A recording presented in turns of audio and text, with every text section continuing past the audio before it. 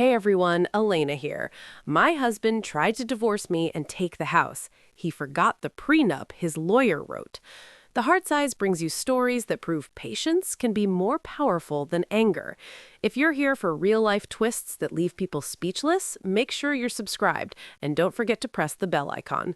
Let's begin the story. The night my husband announced he was divorcing me, he made sure there was an audience. 12 guests sat around at our dining table, his colleagues, 2 neighbors, and his younger sister, watching while he calmly explained that he planned to keep the house because he had paid for everything. He said it like it was a simple business decision. Then he added something worse. He laughed and told everyone that after the divorce, I would probably have to figure out how to survive without his money. The room filled with awkward smiles and polite silence. What none of them knew, what my husband had completely forgotten, was that the prenup his own lawyer wrote contained one small clause, and that clause meant the house was already mine. For most of our marriage, Daniel loved telling people how successful he was. He worked in corporate real estate, the kind of job where the suits are expensive and the conversations revolve around deals, investments, and who just bought a second home somewhere along the coast. At dinners and parties, he always introduced me the same way. This is my wife, Elena. She stays home and manages things. It sounded harmless to strangers, but the tone carried a quiet dismissal. The truth was more complicated. Before we married, I had worked as a financial analyst at a small consulting firm. I understood contracts, investments, and legal documents better than most people Daniel worked with. But when his career started accelerating, he suggested I leave my job. It doesn't make sense for both of us to be working 80 hours a week. Someone needs to manage the house, he had said. At the time, it felt like teamwork. I handled renovations, budgets, taxes, and the endless paperwork that comes with owning property. Daniel focused on his career, and outwardly we looked like a successful couple building a comfortable life. But over time, the way he talked about our life together began to change. The house we bought became his house. The savings account became his money. And the life we built slowly turned into something he believed he owned alone. I noticed the shift long before the dinner where he announced our divorce. I just didn't say anything yet. That evening, Daniel's announcement didn't come as a complete shock. I had felt the tension building for months. Late nights, unexplained trips, hushed phone calls. Still, the way he delivered it was designed to humiliate. He spoke slowly, clearly, as if each word should sting. Elena, I've decided to file for divorce. The house will be mine. You'll need to make other arrangements. He glanced around the table, expecting nods and murmurs of sympathy. The silence that followed was almost comical. Everyone waited for me to react the way he thought I would, shocked, tearful, powerless. But here's the thing. Daniel didn't know. I wasn't powerless. Years earlier, before our marriage, his lawyer drafted a prenup. Daniel signed it, confident it was just paperwork to protect his assets, and then promptly forgot its contents. I had read it carefully. Every clause, every contingency, and there was one clause in particular that guaranteed the house would remain mine if certain conditions were violated. I stayed quiet, letting the room absorb the tension. Daniel thought he was in control, that this was the perfect power play. Little did he know, the entire table would soon realize that the person he was trying to humiliate was the only one who had the upper hand. As the laughter and polite murmurs filled the room, I took a deep breath. This wasn't the time for tears. It was time for strategy. The days after that dinner were tense, but I refused to act impulsively. Daniel assumed I would panic, call a lawyer, or beg for some compromise. Instead, I quietly gathered every piece of evidence that could protect my rights. Emails, receipts, bank statements, photos of renovations I had personally overseen, and even messages where he casually boasted about controlling our finances. All of it went into a secure folder I labeled The Ledger. I spent hours reviewing the prenup, noting every clause that could come into play if he tried to claim the house. The most important clause was subtle. if he breached certain marital obligations, adultery, mismanagement of shared property, or attempts to defraud me financially, the house automatically reverted to me. No contest necessary. He had forgotten this entirely, assuming the document was just another formality. Meanwhile, Daniel escalated. He started calling the house manager and the neighbors, planting stories that I was difficult and irrational. He tried to convince them that I was financially incompetent and emotionally unstable. He assumed that by discrediting me socially, I would lose leverage in any legal proceedings. He also approached mutual friends, attempting to manipulate them into pressuring me to take a fair settlement instead of insisting on keeping the house. He wanted me isolated, thinking that a divided social circle would make me compliant. But I wasn't isolated. I had quietly reached out to a family attorney, someone I trusted from before our marriage, and began preparing for the confrontation. I didn't want to rush into court or make public statements just yet. I needed him to believe he still had the advantage. Every move he made, I documented. Every phone call, every text, every manipulation attempt went into the ledger. By the end of the first week, I had more than enough proof that Daniel was attempting not only to humiliate me, but also to coerce me into surrendering my property. He thought this would be easy. He thought I was weak. I was far from it. As the days passed, Daniel grew bolder. He filed preliminary divorce papers claiming he had financial contributions that entitled him to the house. In reality, every major payment for the mortgage, utilities, and renovations had come from my separate account, money he insisted I call ours, but I had kept meticulous records proving it was entirely mine. He also began targeting my emotional stability. At every social event or family gathering, he whispered that I was delusional for believing I could keep the house. His sister called me repeatedly, trying to manipulate me into signing over my rights quietly. And worst of all, Daniel spread rumors among his business colleagues, painting me as an unreasonable partner who would fight over every penny. It was a calculated strategy. If he could discredit me publicly, he might gain leverage in mediation.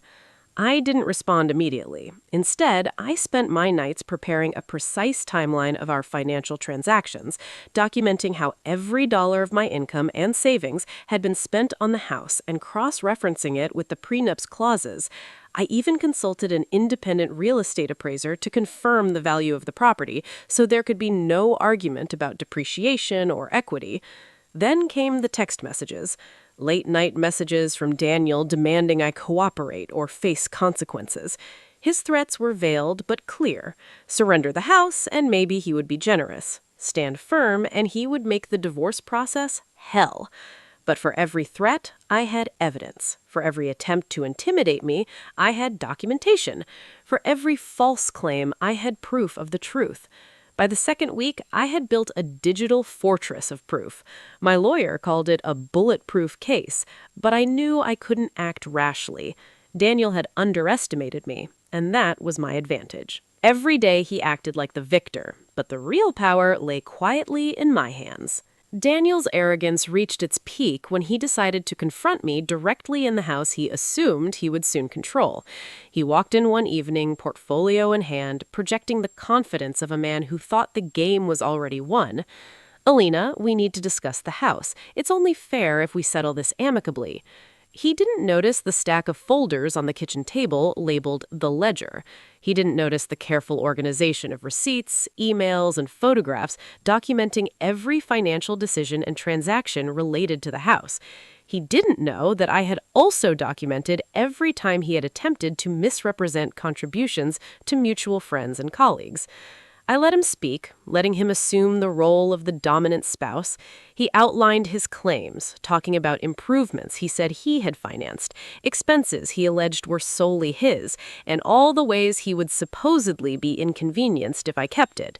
I nodded quietly, never interrupting. Then I asked a simple question. "Did you read the prenup?" He blinked. A pause. He smiled nervously. "Of course I did, years ago."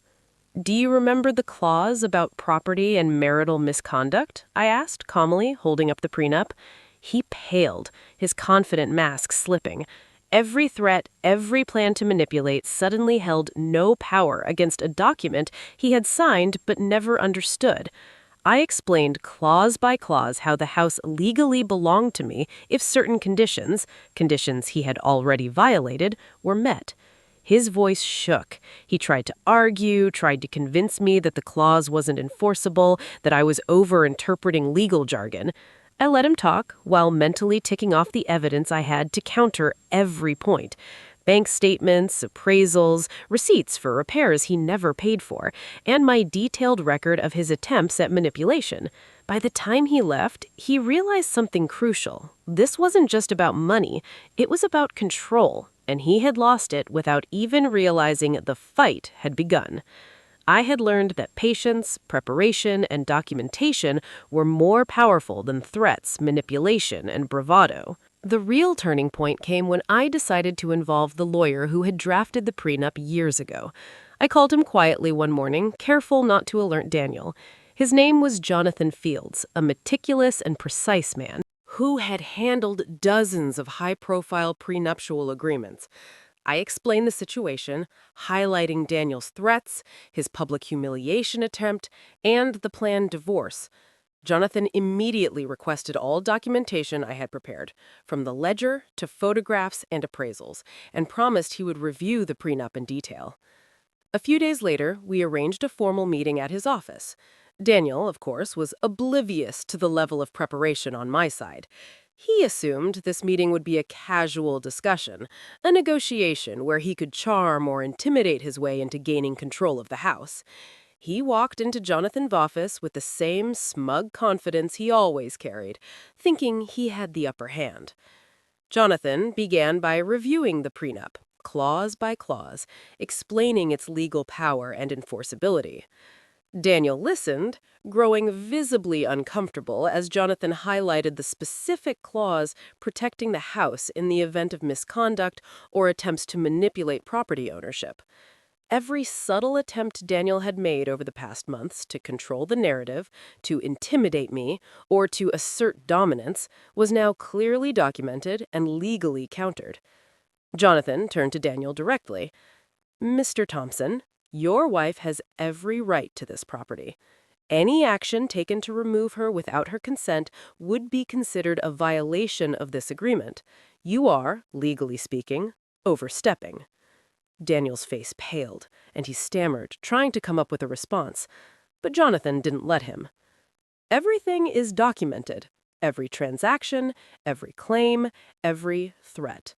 Attempting to act outside of this agreement is not only unenforceable, but could have serious legal consequences." At that moment, Daniel realized the balance of power had shifted completely. For the first time, he understood that his confident plans had been built on assumption and ignorance, and that the real control had always been in my hands. The day Daniel finally realized he had underestimated me was the day I requested a formal mediation session. I wanted everything documented, public enough to prevent further manipulation, but controlled so that I could present my case calmly. Jonathan Fields helped me prepare a detailed agenda. We would go through the prenup, review the house's financial history, and outline all evidence of Daniel's misconduct. Every email, receipt, and ledger entry was accounted for and ready to be presented. When Daniel arrived, he carried his usual air of overconfidence, expecting to intimidate or persuade. He didn't notice the folders carefully stacked on the conference table, nor the appraiser's detailed report confirming the current market value of the house. He didn't notice Jonathan sitting next to me, calm and composed, ready to guide every step of the conversation. The session began politely, but the moment we introduced the prenup and the financial documentation, the atmosphere changed. Daniel's confident tone faltered as we went through each point. Every dollar he claimed to have contributed, every repair he insisted was his investment, and every claim of financial burden was countered with exact figures from my ledger. Each piece of evidence undermined his narrative.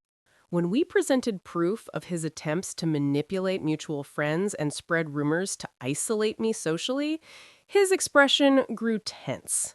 Jonathan calmly explained that any such actions could be considered coercion and misrepresentation in the divorce process, further weakening his position.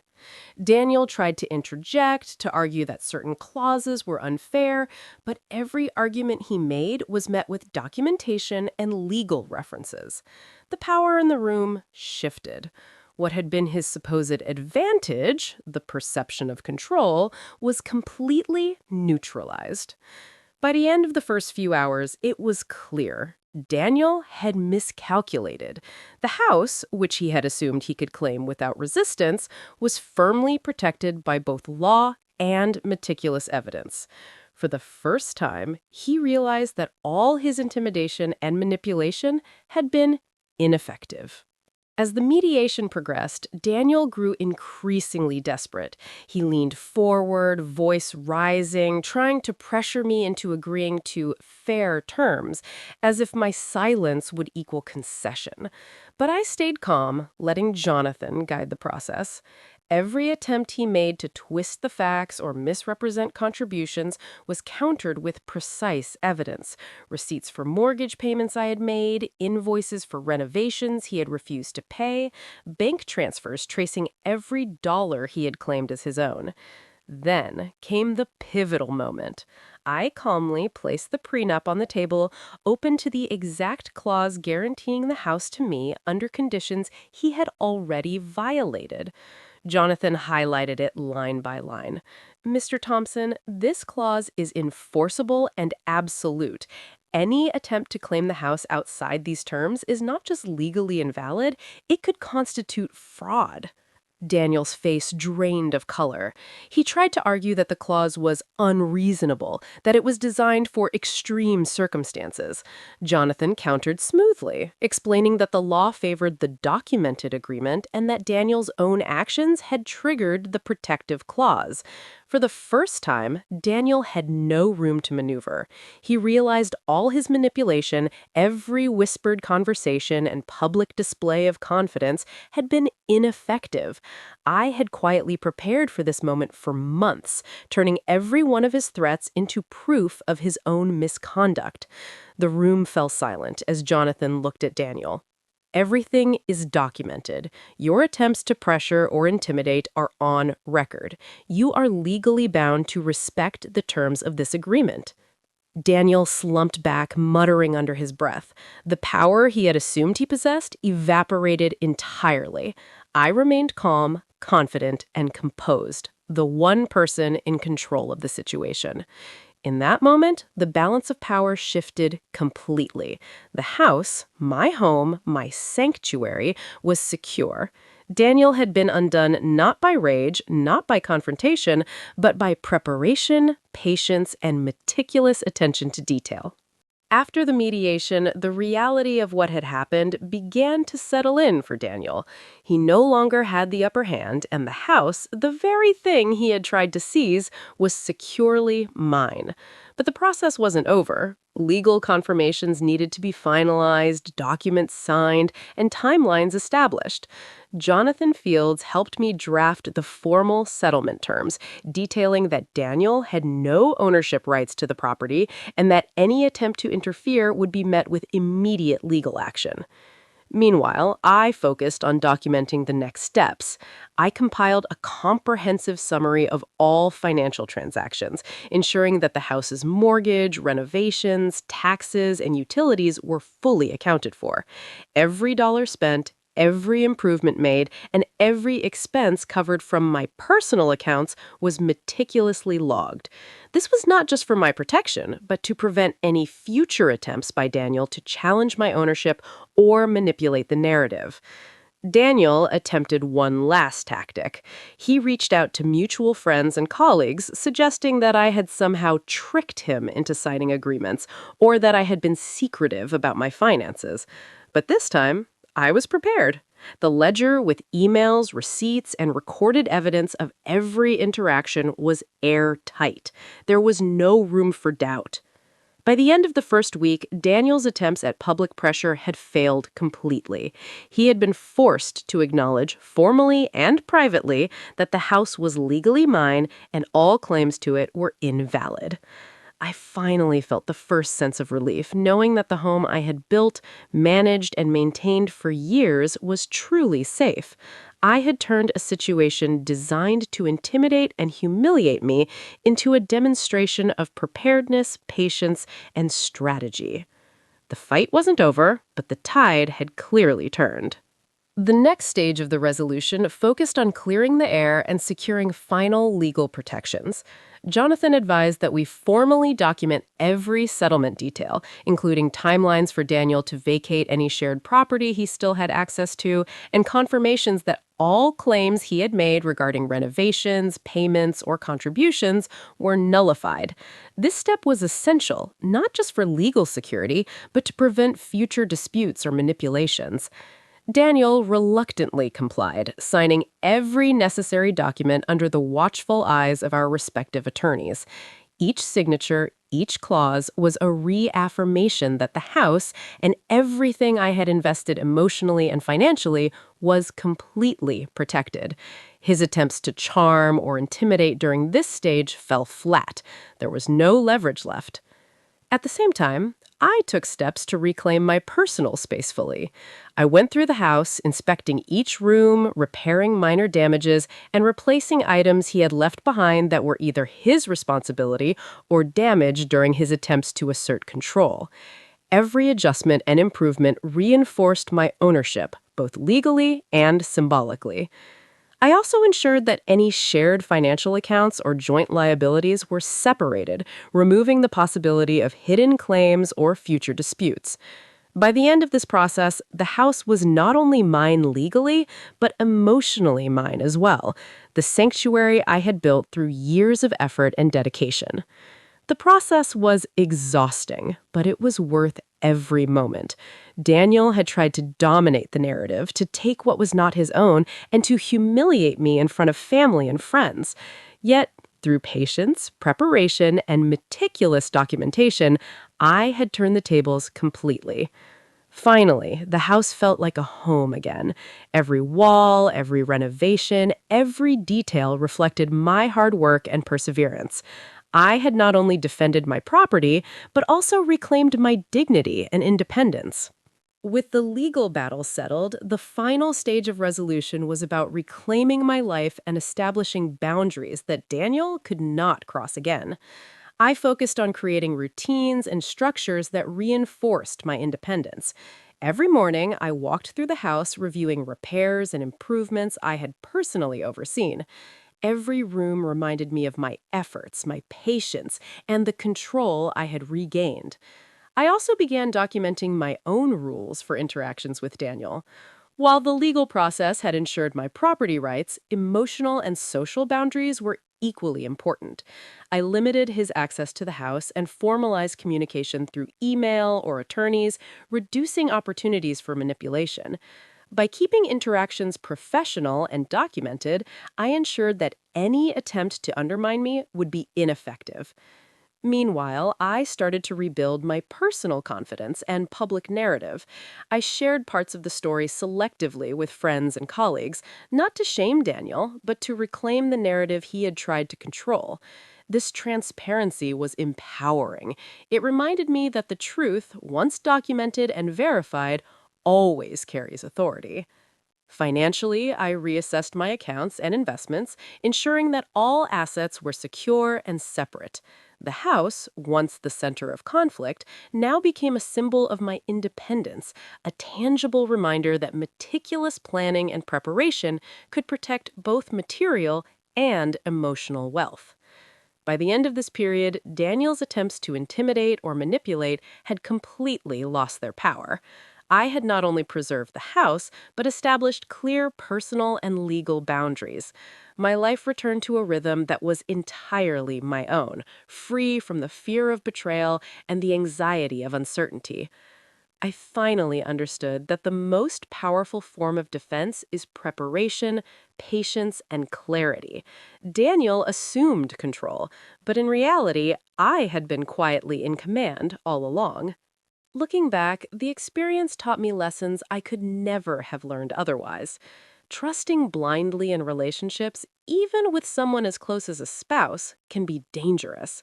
Daniel's betrayal was a harsh reminder that not everyone acts in good faith, and sometimes the people we believe will protect us are the very ones who seek to undermine us. But there was another lesson. Preparation and documentation are powerful tools. I had spent months building the ledger, carefully recording every transaction, every communication, every attempt at manipulation. It wasn't about revenge, it was about safeguarding what was rightfully mine and ensuring that the truth was undeniable. This meticulous preparation became the foundation for my victory and allowed me to maintain composure when Daniel tried to intimidate me. Equally important was patience. Equally important was patience. I didn't rush to confront or react impulsively. I let Daniel overplay his hand, assume control, and expose his arrogance. By staying calm and strategic, I ensured that when the time came, every move I made was deliberate, controlled, and legally defensible. Finally, I realized the value of having the right support. Jonathan Fields, my legal team, and the professionals I trusted played crucial roles in turning a tense, high-stakes situation into a resolved outcome. Their guidance allowed me to navigate the conflict with confidence and clarity, transforming what could have been chaos into empowerment. In the end, the house wasn't just a property, it was a symbol of resilience and independence. Every repair, every improvement, every dollar I invested was proof that I had built something of value with my own hands and judgment. When Daniel tried to take that from me, he underestimated both my preparation and my resolve. I learned that standing firm doesn't make you stubborn, it makes you empowered. By documenting everything, understanding the legal framework, and taking control of the narrative, I not only protected my property, but also reclaimed my confidence and peace of mind. The house became more than bricks and mortar. It was a testament to my perseverance and ability to turn adversity into strength. Moreover, this experience reshaped how I approach relationships and boundaries. Trust must be earned, and safeguards must be in place. I now know the importance of combining vigilance with patience, of balancing assertiveness with strategy, and while Daniel's betrayal left scars, it also revealed the depth of my capabilities. I walk through my home now with a sense of calm and pride, knowing that I acted decisively and justly. The house, once a source of conflict, is now a sanctuary, a place where I control the narrative, the environment, and my future. Ultimately, the lesson is clear. Strength lies not in retaliation, but in preparation, clarity, and unwavering resolve.